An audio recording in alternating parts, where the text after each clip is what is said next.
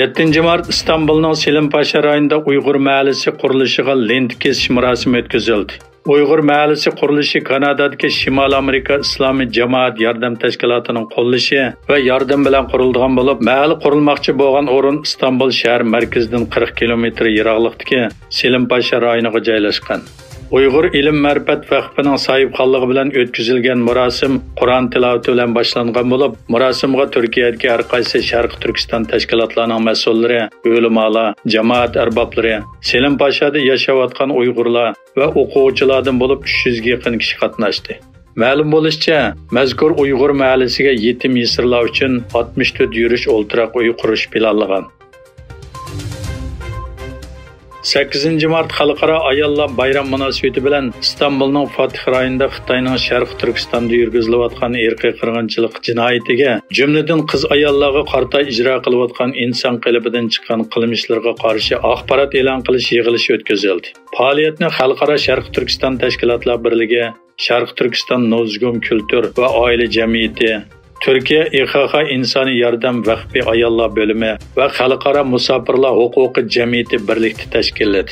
Bayonotda xalqaro jamiyatni, islom dunyosini va Birlashgan Davlatlar Tashkiloti boshliq xalqaro organlarni Xitoyning Sharq Turkiston xalqiga ijro qilayotgan irqiy qirg'inchilik jinoyatiga qarshi xalqaro embargo yurgizishga chaqiriq qilindi. Gollandiya hukumati o'zak ishlab chiqarish uskunalarining Xitoyga eksport qilinishiga qo'shimcha cheklama qo'yganligini e'lon qildi. Tashqi savdo va taraqqiyot hamkorlik ministri Lester Sherinmacher parlamentga sungan xatda yerimi o'tkazgich ishlab chiqarish uskunalarining Xitoyga eksport qilinishiga qo'shimcha cheklamalar kirgizilgan. Sherinmacherning xatida mundaq deyilgan: Hükümet texniklik taraqqiyot, coğrafiyalik siyasi vaziyat va xalqaro bexatarlik jihatda yerim o'tkazgich ishlab chiqarish uskunalariga eksport cheklamasini kengaytirishni qaror qildi. Amerika Federatsiya tekshirish idorasi FBI'ning boshlig'i Christopher Wray Xitoy TikTok hambaxirlash torbeti orqali abonentlarning sonliq ma'lumotlari va uskunalarini ziyorat qila oladi. Hamda ular ustidan cho'ng sonliq ma'lumot mashg'uloti qila oladi dedi. Egilishicha, Uray davlatlik axborot idorasining boshlig'i Avril Haynes, Markaziy axborot idorasining boshlig'i Bill Bernes, Amerika Tor armiyasining qo'mondoni Chevirkom va davlat bexatarlik idorasining boshlig'i general Paul Nicholson bilan Kengash palatasida o'tkazilgan Amerikaga keladigan dunyoviy tahdidlar to'g'risidagi yig'inga qatnashgan.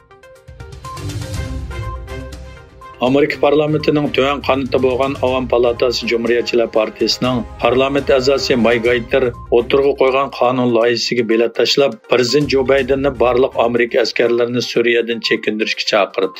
Gaiter Amerikaliklarning Suriyaning qanday qilib cho'ng davlatlar uchun raqobat maydoniga aylanib qolganligidan hayron qilish mumkinligini o'tirg'i qo'yib, Suriyada yuz bergan murakkab tanlamasini ko'rsatib bergan. Indoneziyaning NATO'ning orolida qattiq yomg'irdan keyin yuz bergan tog' ko'mirilib tushish voqeasida 21 odam hayotidan ayrilgan bo'lib, kam deganda 50 odam yo'qolib ketgan.